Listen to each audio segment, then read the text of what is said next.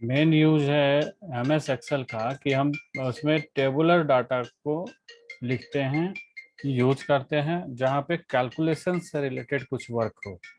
Calculations in sense कि जैसे किसी का सैलरी कैलकुलेशन है, या किसी का मान लो अटेंडेंस का कैलकुलेशन है, या किसी के रिजल्ट का कैलकुलेशन है, किसी का कुछ मान लो टोटल हम खर्च कितना किए, एक महीने में कितना इनकम हुआ और कितना खर्च हुआ, उसका कुछ सीट बनाना है, कुछ चार्ट बनाना है, कुछ डायग्राम बनाना है, यानी ग्राफ यूज करना है आपको।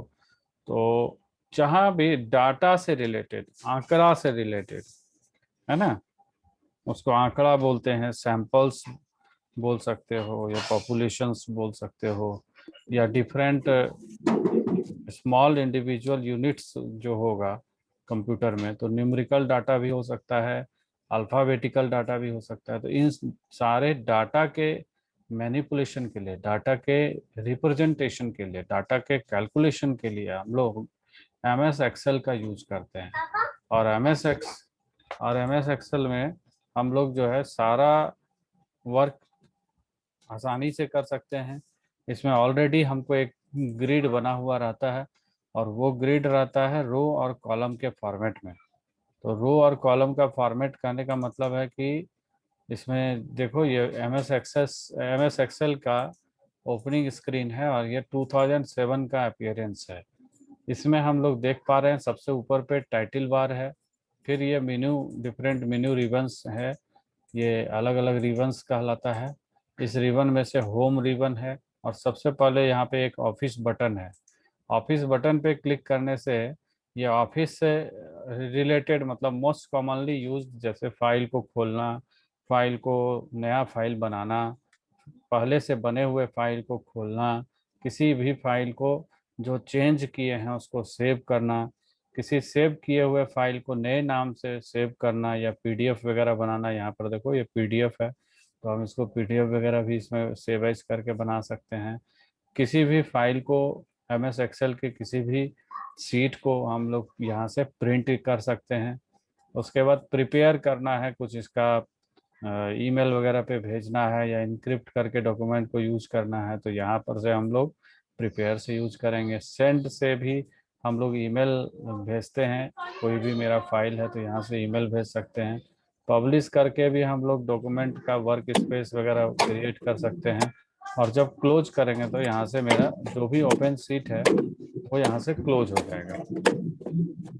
इसके अलावा अब यहाँ पर हम देख रहे हैं इंसर्ट मेन्यू है। इंसर्ट मेन्यू में होम है, होम मेन्यू में सारा फॉर्मेटिंग से रिलेटेड सारा ऑप्शंस आता है।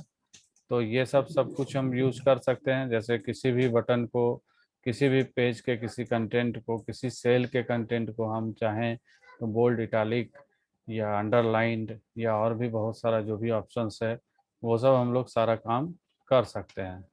तो ये जो है, ये सारा काम जो है हम लोग MS एक्सेल में इस तरह से यूज करेंगे। और जस्ट एक मिनट,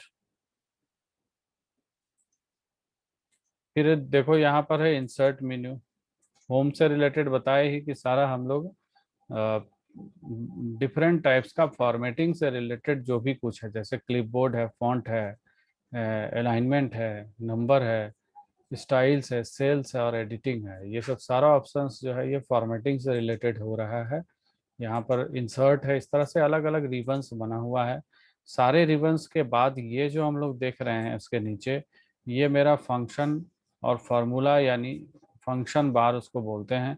यहाँ पे हम लोग कोई भी फार्मूला को एडिट कर सकते हैं या डाल सकते हैं।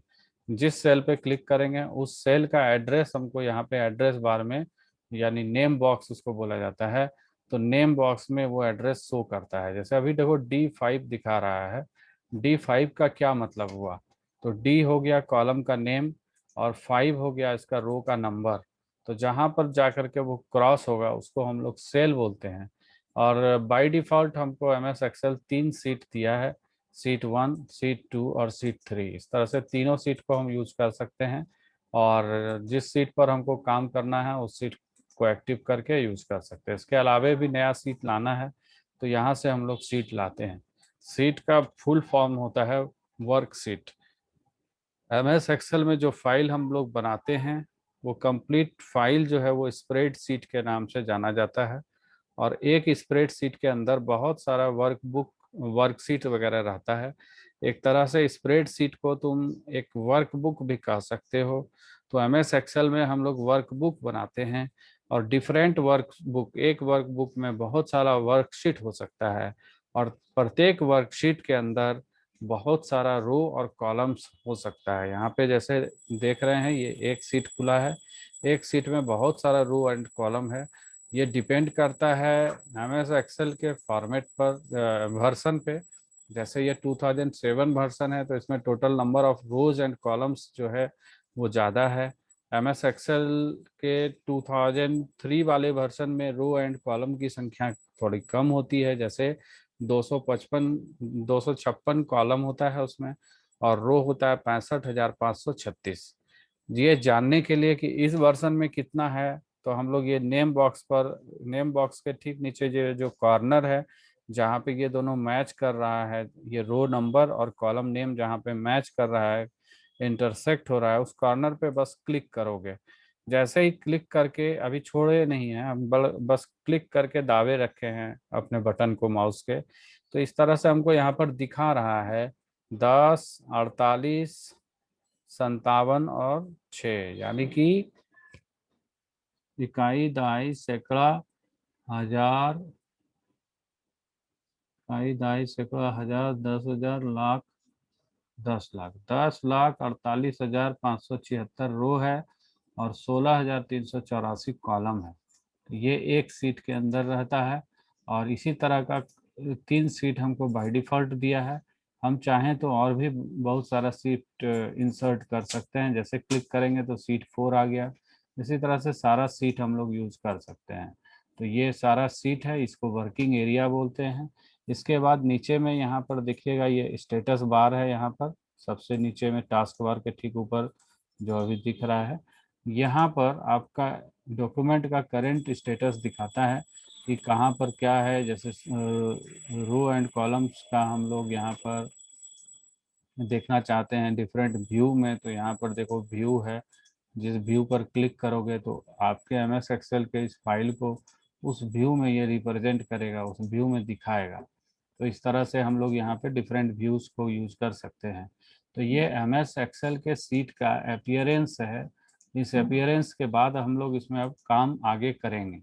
तो अभी जो है फिलहाल मेरा बैटरी का स्थिति हो गया हम गड़बड़। तो अभी के लिए हम इतना ही वीडियो अभी लोड कर रहे हैं।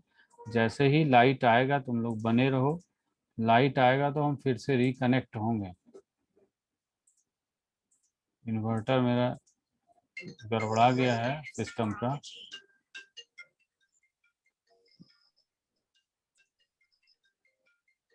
या कब कनेक्ट होना है ना फिर? क्या बोले?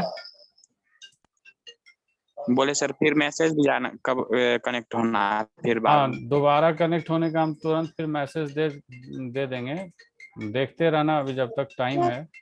क्योंकि पिछले बार क्या हुआ था कि मधेपुरा।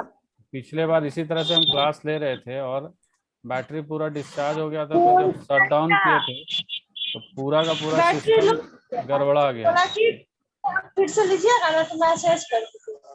तो इस तरह से जो है गड़बड़ हो गया था। तो जैसे ही लाइट आ जाएगा तो हम कनेक्ट कर लेंगे।